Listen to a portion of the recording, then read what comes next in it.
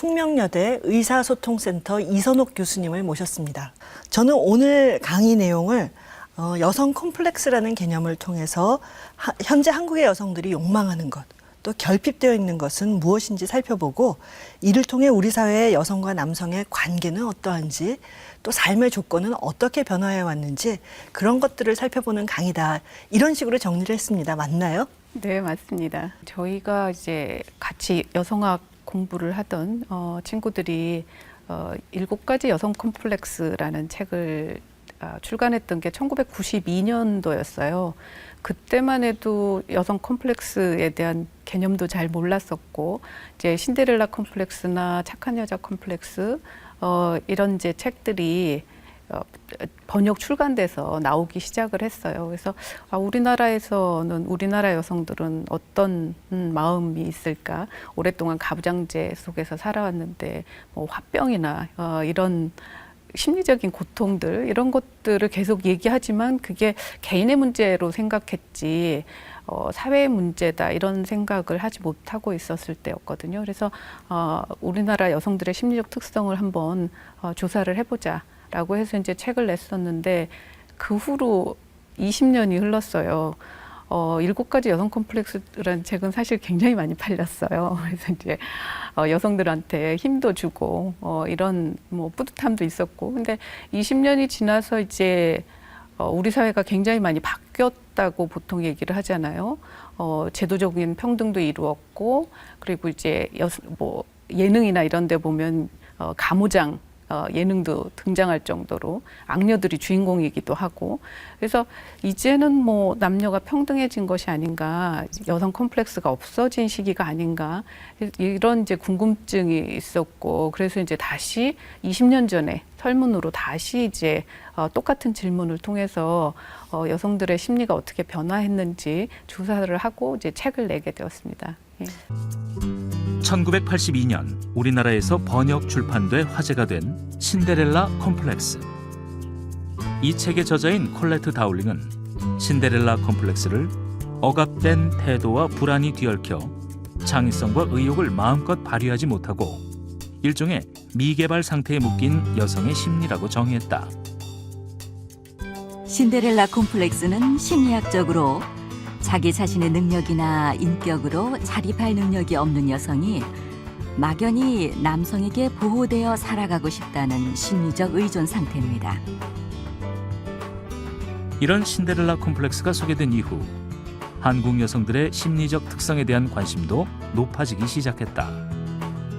특히 1990년대 착한 여자가 되기 위해 자신의 욕망을 참고 견뎌야 했던 여성들의 콤플렉스는 사회적 이슈가 됐다.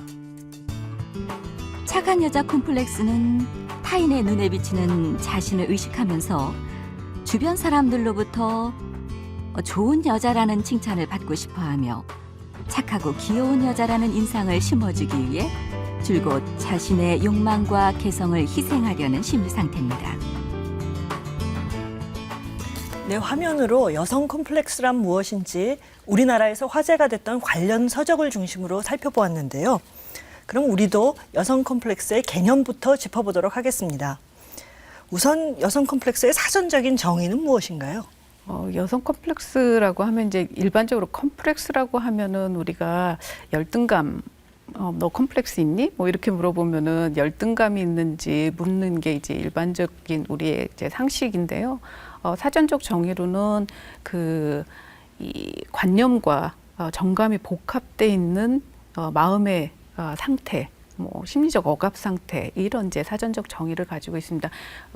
흔히 이제 융의 개념에서 우리가 콤플렉스 개념을 이제 많이 인용을 하고 있잖아요. 그래서 이 마음의 어떤 이미지가 강렬하게 갈등을 통해서 이미지가 각인이 됐을 때 그것이 결국은 이제 우리가 정동이라고 하는데 감정 행동에까지 영향을 미친다는 거죠. 그래서 콤플렉스가 딱 뭉쳐 있는 심리적인 어떤 부분에 자극이 가해졌을 때 화를 내거나 슬퍼하거나 이런 이제 감정 행동을 하게 되는 정신적인 심리 상태를 우리가 컴플렉스라고 얘기를 하거든요.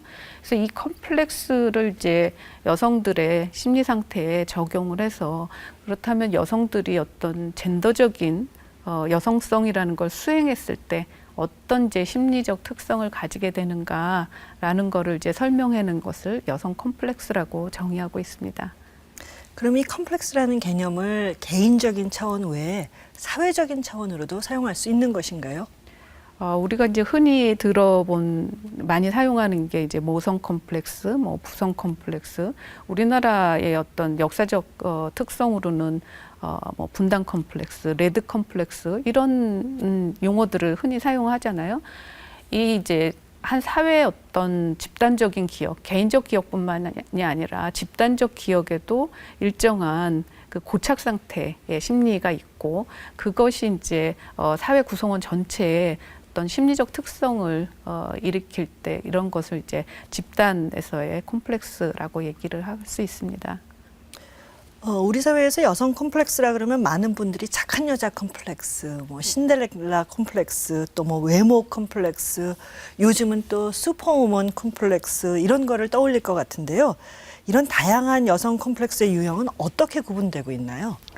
예, 컴플렉스 이제 개념은 사실은 뭐 몇 가지다 이렇게 얘기할 수 있는 건 아니고요. 다양한 형태인데 한 사회에서 어떤 두드러진 현상으로 나타나는 이제 도미넌트라고 얘기를 하죠. 도미넌트로 나타나는 이제 컴플렉스를 저희가 이제 92년도에 설문조사를 통해서 만들었을 때는 이제 7가지 정도로 정리를 했어요. 그래서 착한 여자 컴플렉스, 신데렐라 컴플렉스, 성 컴플렉스, 외모 컴플렉스, 지적 컴플렉스, 그리고 맏딸들이 갖게 되는 이제 맏딸 컴플렉스, 슈퍼먼 컴플렉스 이런 이제 정도로 두드러진 특성이 드러난다라고 이제 정리를 했습니다.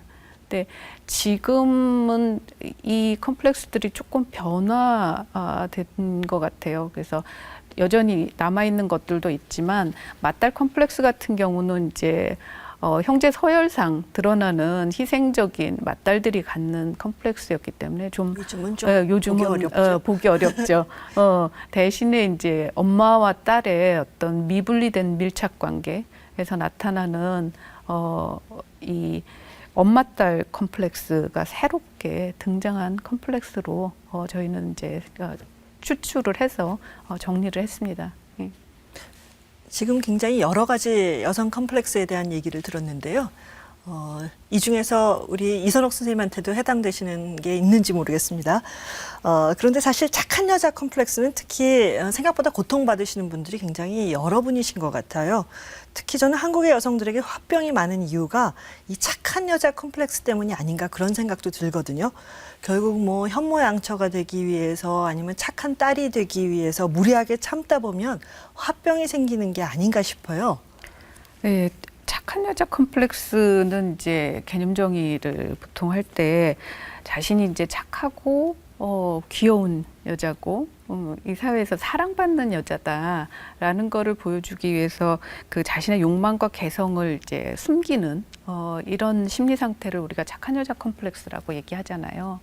착한 여자 컴플렉스는 사실 오랫동안 한국 사회에서는 굉장히 큰 문제였었던 것으로 생각이 됩니다. 그리고 저희가 92년도에 조사를 했을 때만 해도 착한 여자 컴플렉스를 가지고 있는 분들이 굉장히 많았어요. 통계상도 굉장히 높은 수치였고. 근데 지금 이제 새롭게 조사를 한 결과는 착한 여자 컴플렉스는 거의 사라진 것으로 보입니다. 그래요? 네.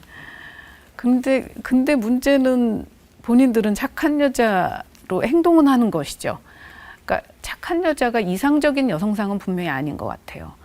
설문조사 결과에서도 이상적인 여성상으로 착한 여자를 꼽지는 않습니다. 선생님도 이제 드라마 잘 좋아하시는지 모르겠는데 저는 좋아합니다. 네, 왔다 장보리 이런 거 재밌게 보거든요. 한 40-50분 드라마에 한 40분을 소리 지르는 그리고 악녀가 주인공인 굉장히 독특한 드라마잖아요. 그래서 여성들이 여전히 뭔가 착한 것에 대한 이제 증오, 자신이 이제 착하게 사는 것에 대한 피로감 이런 것이 있는 것으로 보이는 거죠. 거기에 대한 이제 반작용으로 악녀에 대한 선호 이런 게 나타나는 드라마 것으로 보면 봅니다. 사실은 주인공이 아니라 오히려 악녀가 더 인기를 끄는 경우도 요즘 종종 있는 것 같아요. 네, 굉장히 많은 변화로 보입니다. 그래서 착한 여자를 이상형으로 삼지는 않는 것으로 나타났어요. 그런데